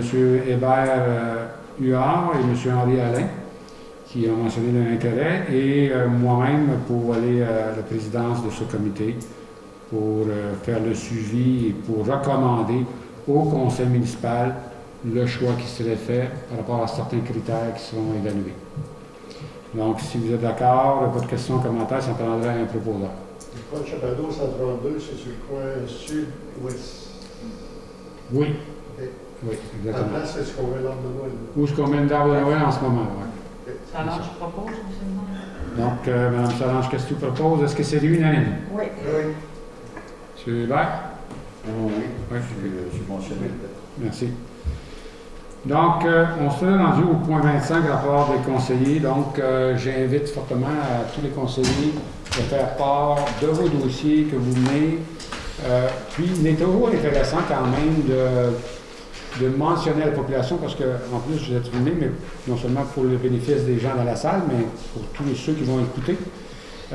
C'est intéressant de savoir où est-ce que vous êtes rendu dans vos dossiers, mais même si, des fois, vous l'avez déjà mentionné dans une rencontre antérieure, c'est pas nécessairement vrai que le citoyen a entendu ou écouté cette émission-là. Donc, c'est d'autant plus important de faire le message. Puis même si vous l'avez fait une deuxième ou une troisième fois, Ben, c'est juste de répéter le message, mais de taper le message puis de dire voici ce qu'on va faire, voici ce qu'on s'enligne, comment on fait nos choses. Donc, je vais commencer à ma droite avec Mme Solange Castillo. Bonsoir tout le monde. Moi, le 7 avril dernier, nous avons survolé et curé la mise en place du dossier du budget participatif avec l'aide de M. Christian Bourg, qui est notre directeur des loisirs à la ville de Passepébiac. Nous avons entre autres 6 étapes à franchir. La phase 0 est le comité de pilotage. Il est constitué de Nathalie à mes côtés, moi-même, M. Christian Bourg et les communications de Mme Joseph. La phase 1 qui est l'information publique, qui va se faire sous peu via le journal de Passepébiac qui va sortir sous peu d'ici, je pense, 2 semaines.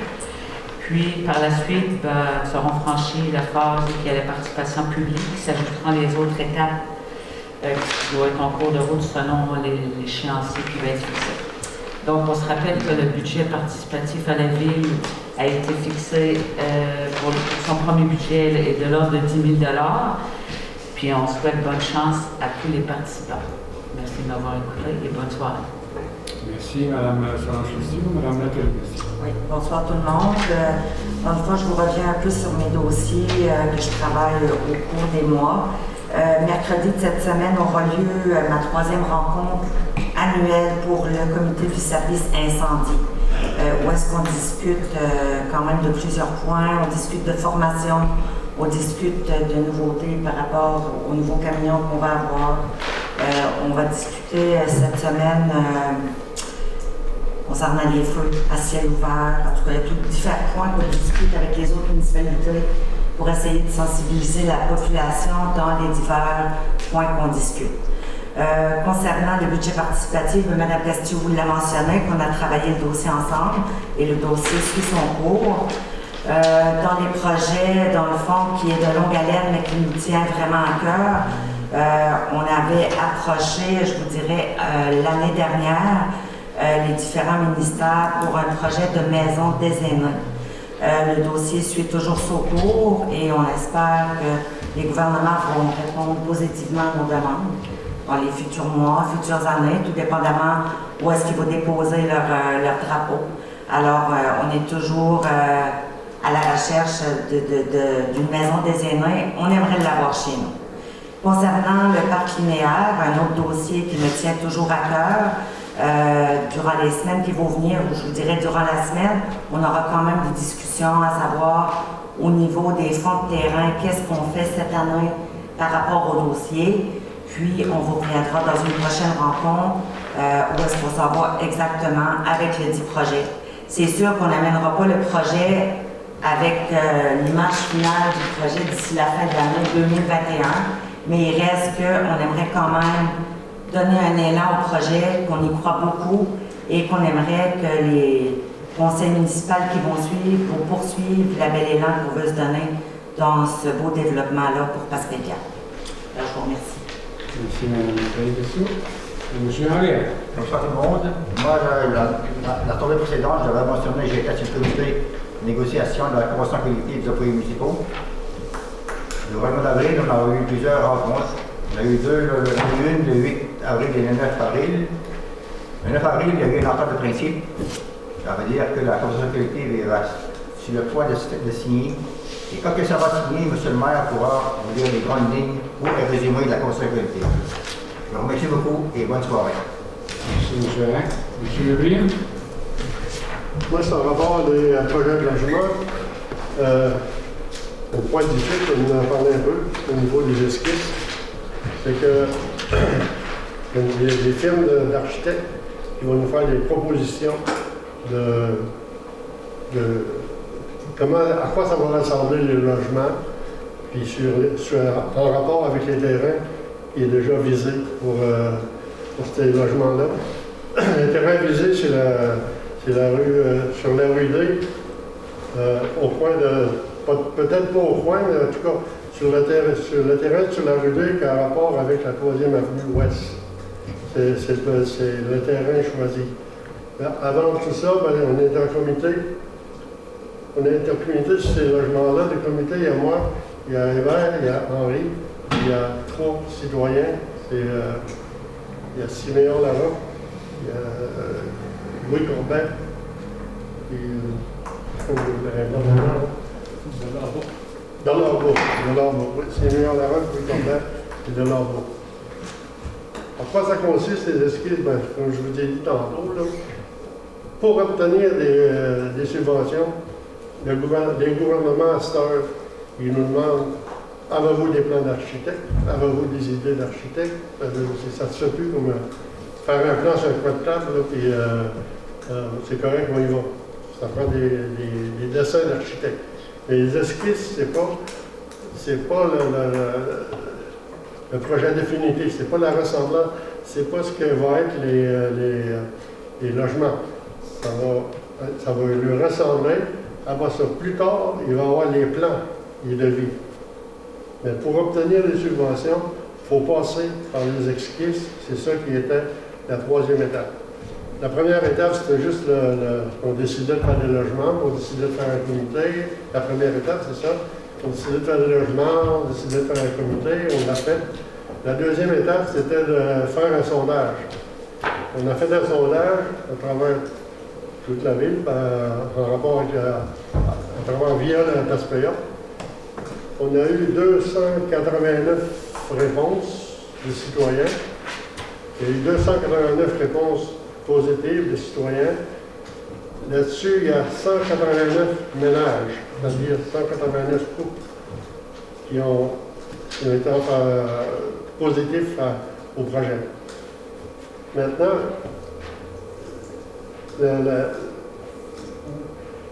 l'organisme qui nous aide disait que, avec la quantité de ménages, puis vous répondre positif à ça, ça nous donnait l'idée combien de logements qu'on pouvait avoir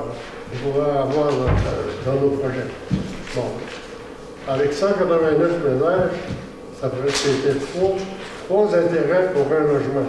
Ça veut dire qu'à 189 ménages, là, il aurait pu avoir 60 appartements. Mais il ne faut pas penser à ça, parce que si on calcule 250 000 $ par appartement, imaginez le coût de la facture au bout. Ça fait qu'on peut dire qu'on pourrait y aller entre 30 et 35 logements. Puis c'est tout. La réponse majoritaire au sondage, c'est des personnes de 66 à 80 ans. Ça veut dire que en réalité, c'est pour des aînés, là. Mais là, on est à la 3e étape. Puis on se développe tranquillement avec ce qu'on a sur la table pour développer le projet. Mon 2e point, c'est le site historique. C'est un petit peu... j'ai eu une rencontre la semaine passée avec le site historique. Le site historique prévoit ouvrir aux alentours des mêmes dates que l'année passée, au mois de juin, autour du mois de juin. Déjà en date de la semaine passée, il y avait déjà 42 autobus de 45 personnes, là, il y avait réservé pour visiter le site historique. C'est sur ces 42 autobus-là, il y avait 25 autobus qui réservaient pour des repas aussi. Mais ça ne veut pas dire que ça va se faire, parce que si à cause de la pandémie, ils ne peuvent pas offrir les repas, là, nécessairement, il n'y aura pas de repas pour les autobus. Par contre, on projette de faire la même chose qu'en l'année passée, pour emporter, les repas pour emporter. Je termine en disant que l'Assemblée générale annuelle du site historique va se faire ici le 22 avril à 6h30. Alors, je remercie beaucoup pour votre attention. Bonne soirée. Merci, M. Briand. Donc, plus avant pour M. Huard, site historique, l'Assemblée générale? Le 14. Le 22. Le 22 à 18h. OK. Monsieur Rick, parce que Ça se passe ici. ça va être ici? Oh, oui. C'est ça? Ouais, pas ici, dans la salle en haut. Au centre culturel. C'est ça? Okay. Je voulais juste m'assurer que le message est passé, parce que ce qu'on entend comme rumeur, c'est qu'il y a plusieurs administrateurs qui décideraient de s'en aller depuis le conduit. Donc, ça veut dire que on va avoir besoin d'autres administrateurs, mais naturellement, vous savez comment ça fonctionne, les organismes lucratifs, il faut que tu sois membre pour être administrateur. Donc, nécessairement, pour être présent, vous devez être membre, j'imagine. Oui. Ce que j'ai entendu, le président s'en va, Fernandin s'en va, il y a Linda Gagnon, puis il y en a une qui est pas sûre. 3 personnes qui seraient supposées s'en aller. Okay, merci. Donc, M. Yard. Je pense que d'habitude, M. le maire, ils vendent les cartes avant la fin de la réunion, je pense que c'est ça. Oui, ce que j'en connais, là, les années antérieures, je pense que c'est 5 puis en temps, tu peux en acheter une carte. À moins que c'est rendu 10 mais quelqu'un qui a un intérêt justement au niveau patrimonial, l'intérêt pour la survivance du site et le développement du site historique national, parce qu'il s'appelle national maintenant, on va rajouter ça. Donc, c'est vraiment un site reconnu nationalement. Si vous avez un intérêt, je vous invite à y participer. C'est important de s'occuper de nos biens culturels, notre patrimoine. Donc, M. Hart. Oui, M. le maire. Bonsoir tout le monde. C'est parce que je voulais vous parler un peu des habitations populaires. Les habitations populaires, c'est celui-là qui est au coin de la rue Mat-des-Mains et la rue Castilloux. C'est les 12 logements qui sont là. Puis, dans la rue Mat-des-Mains, il y a 6 logements qui est situé sur ça. Ça appartient directement aux habitations populaires. Puis, les travaux sont finis. Ça a été fini cette semaine. Puis, les 12 logements sont vacants. Puis, dans les 6, pour les personnes âgées dans la rue Mat-des-Mains, il y en avait 5, puis il en restait un. Puis, je pense qu'on l'a comblé aujourd'hui. Puis là, il va rester les aménagements extérieurs qui vont se faire. Je peux vous dire qu'on a passé plusieurs millions de dollars, puis les travaux ont bien été faits, puis c'est vraiment beau. Les personnes qui sont à l'intérieur vont adorer ça. Je peux vous parler, vous en ai parlé un peu tout à l'heure, de la fête nationale. Moi, je suis sur le comité, ainsi que Roméo, puis Henri. Je n'oublie pas, Nathalie, je pense que... Non, ok.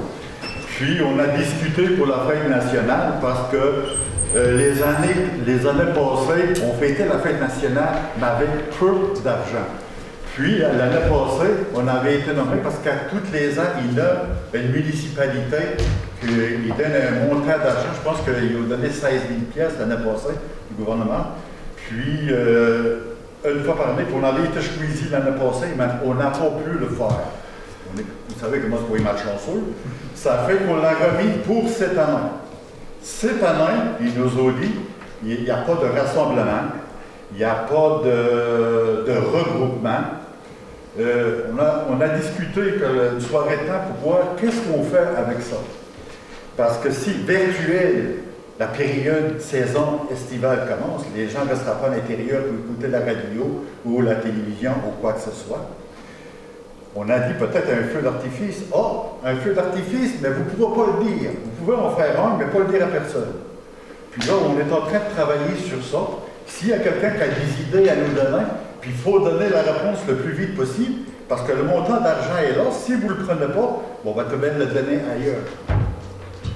On est rendu là. Ça fait que s'il y a des personnes qui ont des idées ou quoi que ce soit, peuvent nous contacter. Puis on pourrait faire quelque chose parce qu'on en rendre compte prochainement concernant ça. Bonsoir tout le monde. Merci.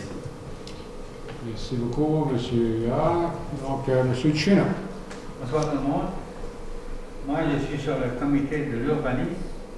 Il y a eu 2 items à soir, mais j'ai pas pu assister aux rencontres, des activités à soir.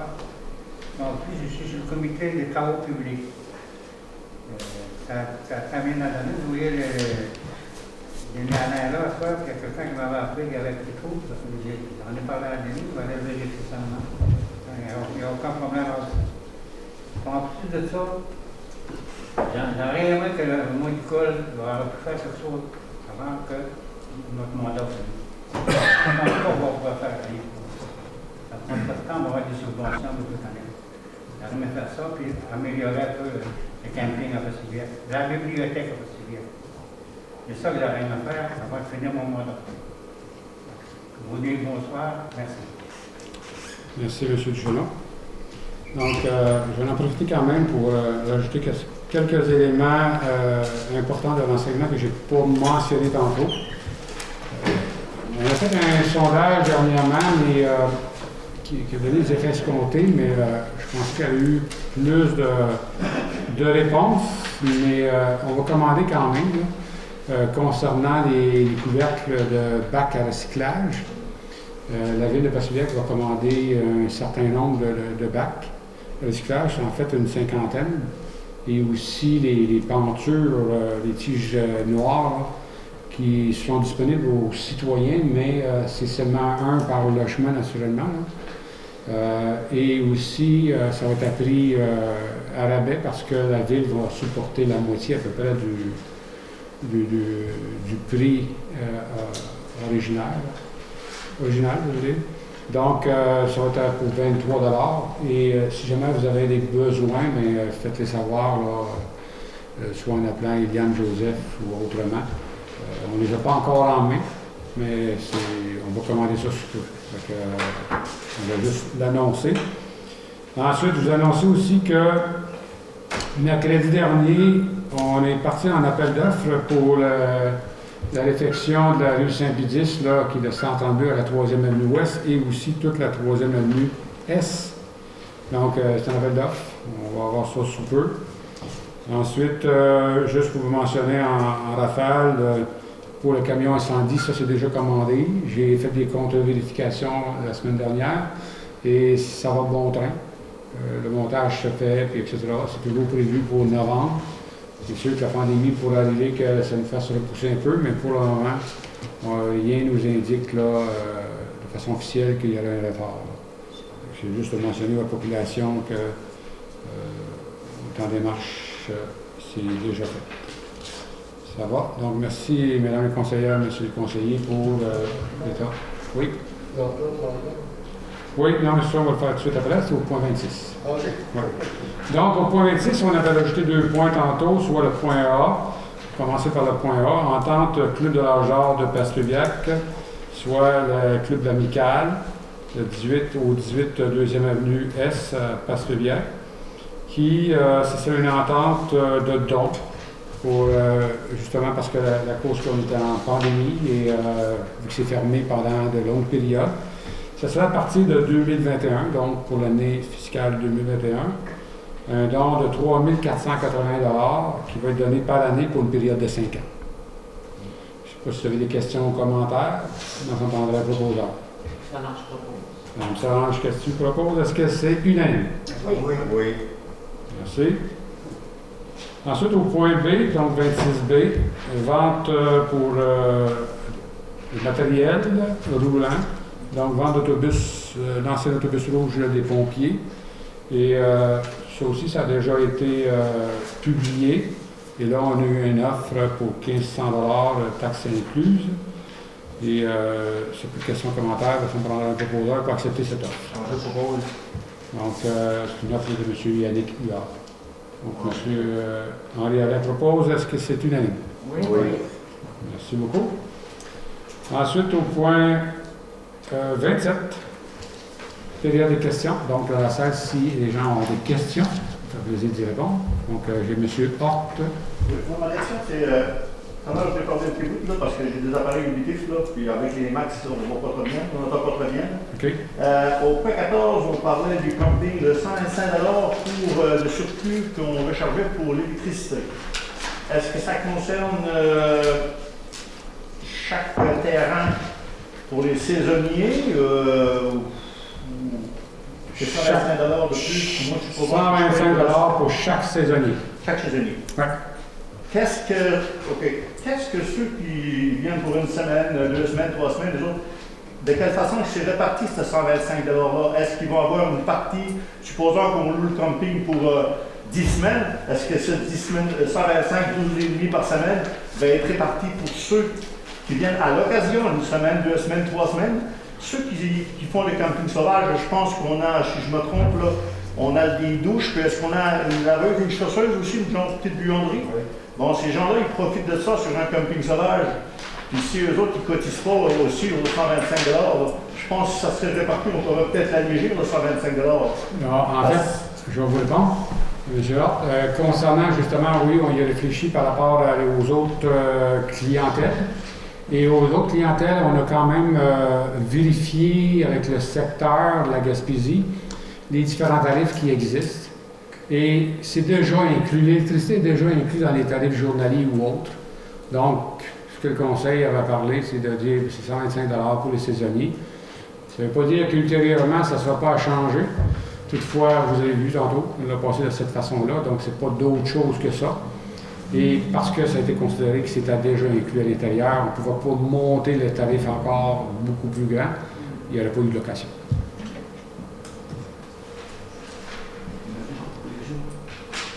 D'autres questions? Moi, j'avais une question. Est-ce que ça a échappé aussi, là? Est-ce que c'est toujours en marche le projet pour la piscine?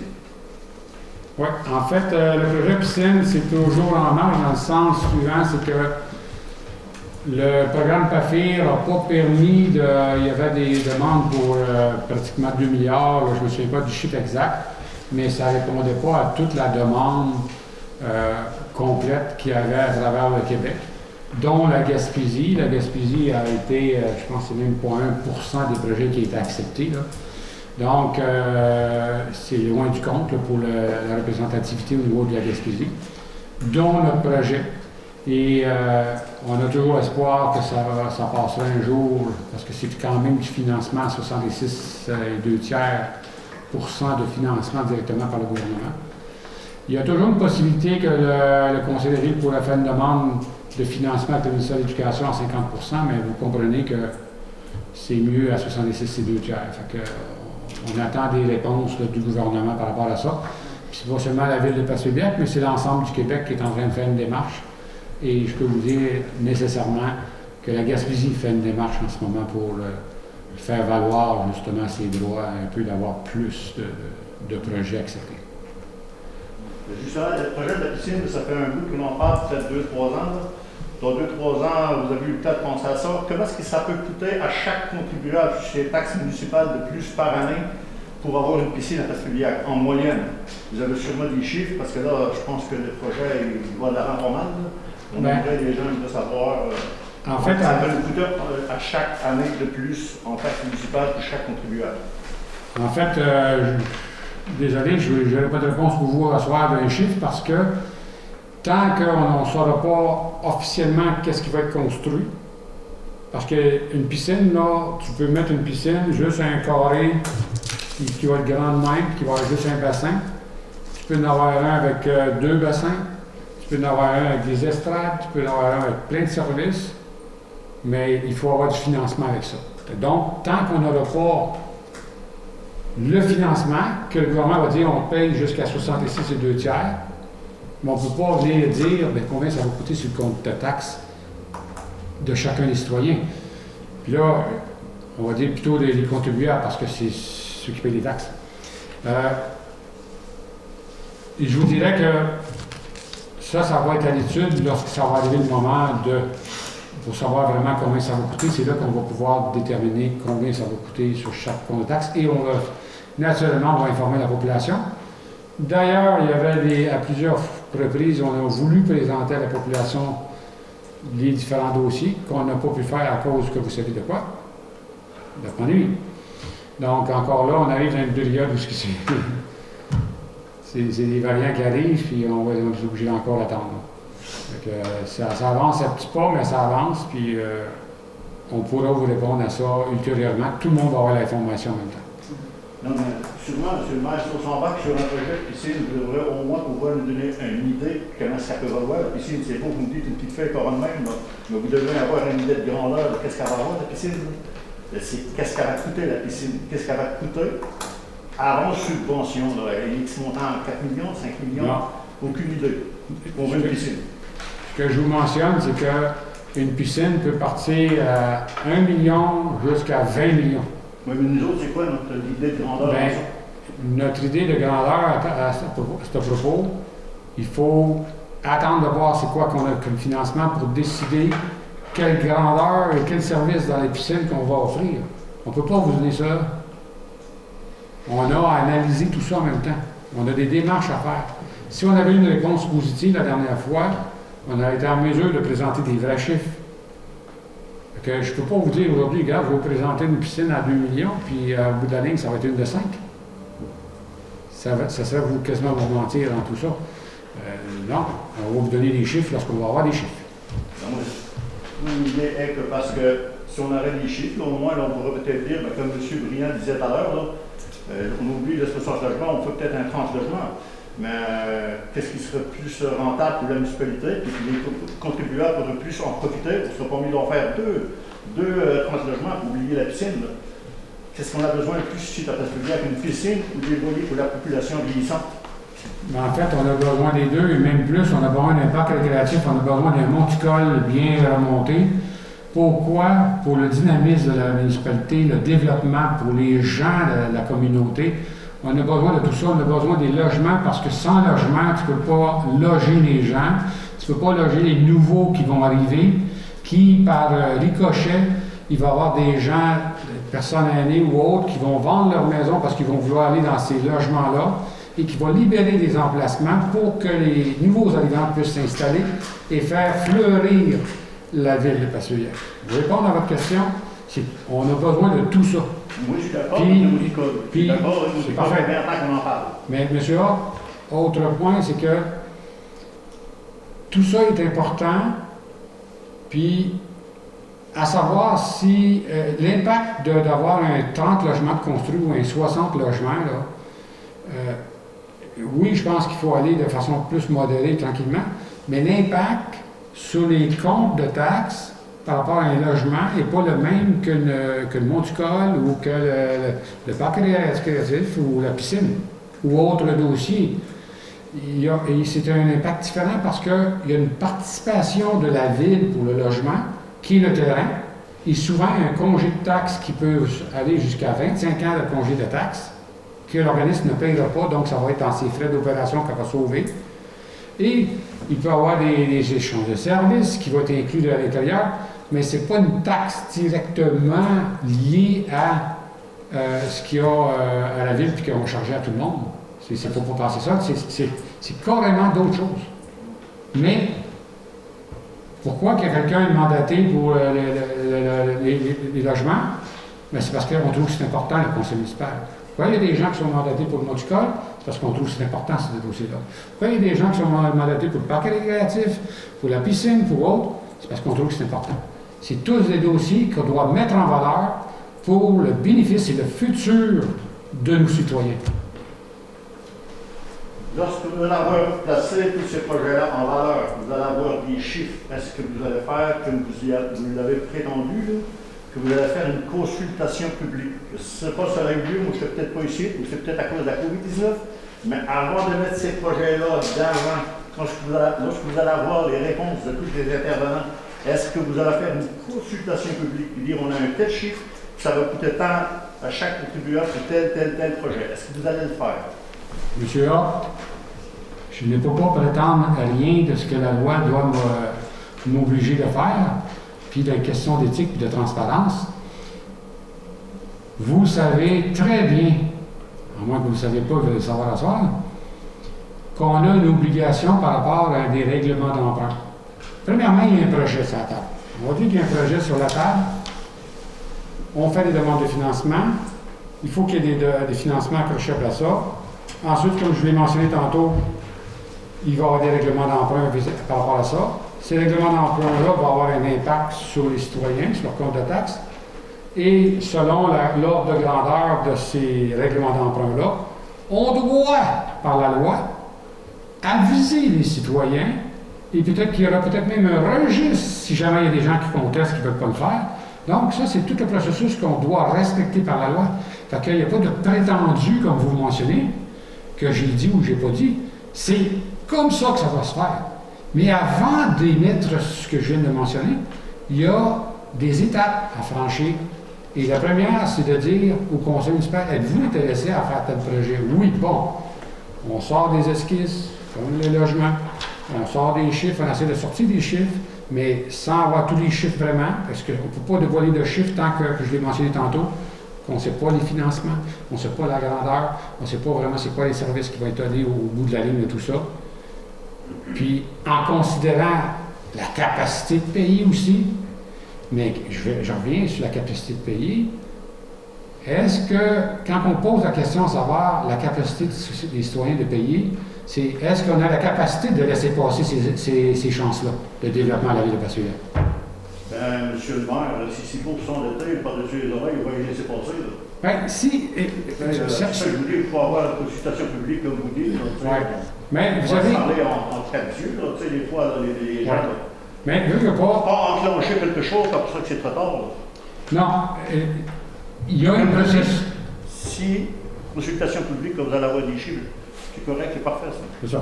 C'est parce qu'il y a un processus, puis c'est ce qu'on fait. Puis lorsque vous allez être habilité à contester quelque chose ou poser des questions, vous allez avoir l'opportunité de le faire.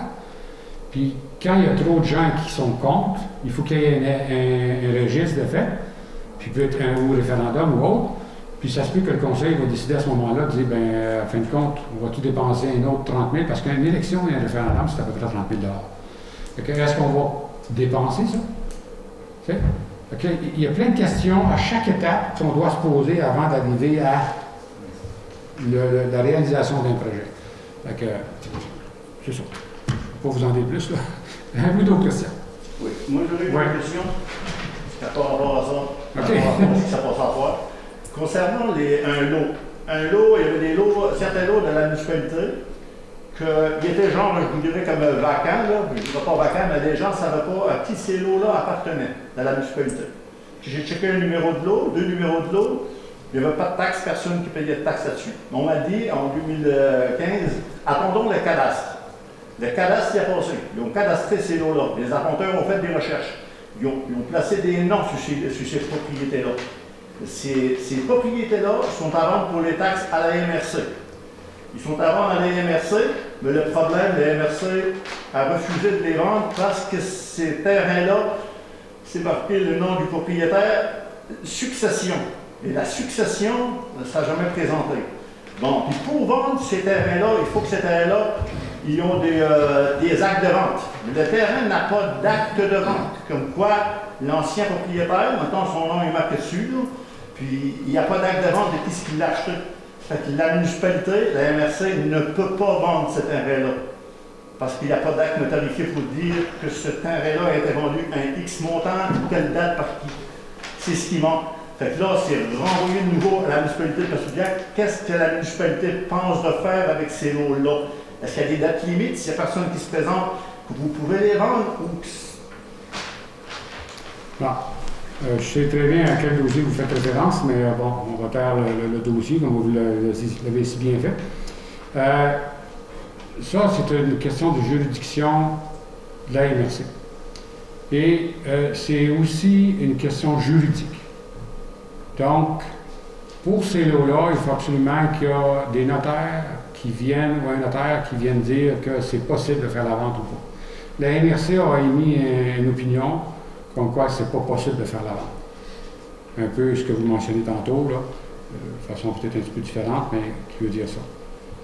La ville de Passeville-Biac n'a aucun intérêt d'avoir un terrain, un lot de terrain, une propriété que les gens ne payent pas de taxes dessus.